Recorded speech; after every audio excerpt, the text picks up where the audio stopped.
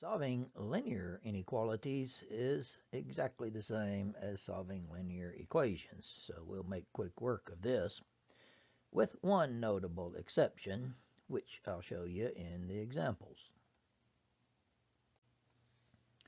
So in this one, had this been the equation, negative 2x plus 7 equals negative 5, here's what we would do. We would subtract 7 from both sides,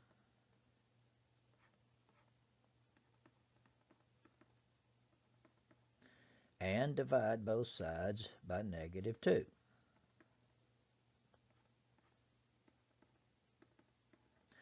Well, we do exactly the same steps here. If we subtract 7 from both sides,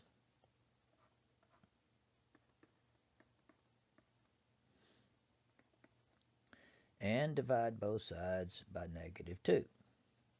Now here is where the one difference comes in. When you divide or multiply by a negative number, you reverse the direction of the inequality. Now the tricky part about inequalities actually is what comes next, and that is the way of saying the answer in interval notation. I like to draw the number line for these. We're going to put a mark for 6.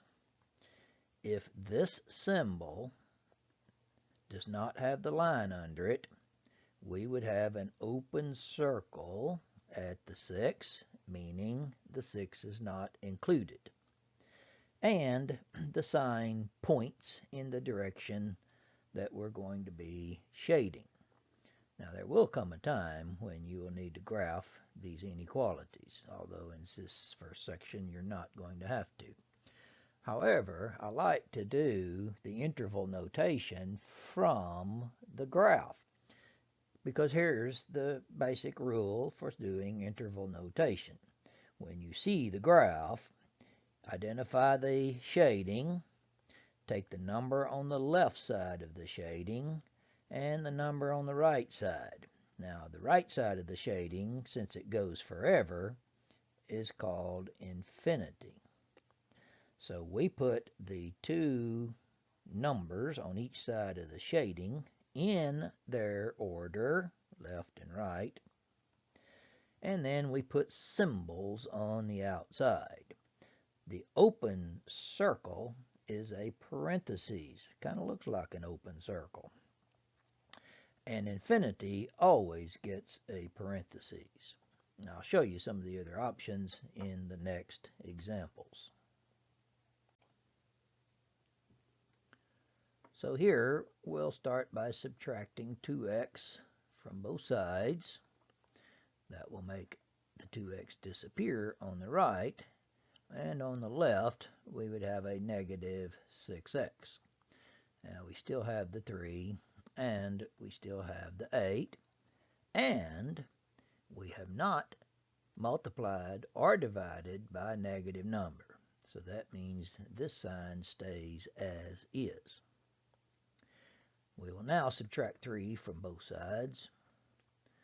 That leaves negative 6x on the left and 5 on the right.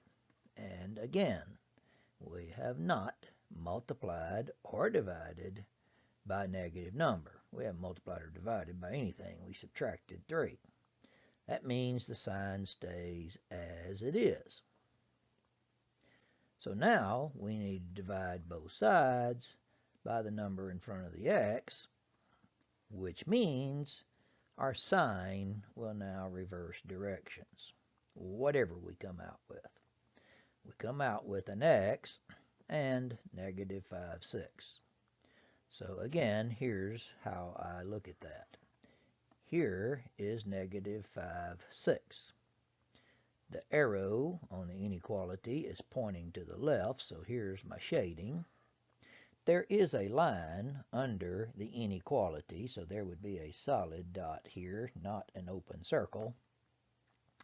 And so now my interval notation looks like this. I need the number on the left side of the shading. Now that is negative infinity. I need the number on the right side. That's negative 5/6. Now again, what I said in the previous example is they have to be in order, left to right. And infinity always gets parentheses. However, the negative 5/6, since it has a solid dot, gets a bracket. So there's the proper answer in interval notation. So in this last example, notice that we have two inequality symbols. This is something special to inequalities. It actually goes by the name compound inequalities, although it doesn't really matter what you call it as long as you know how to do with it.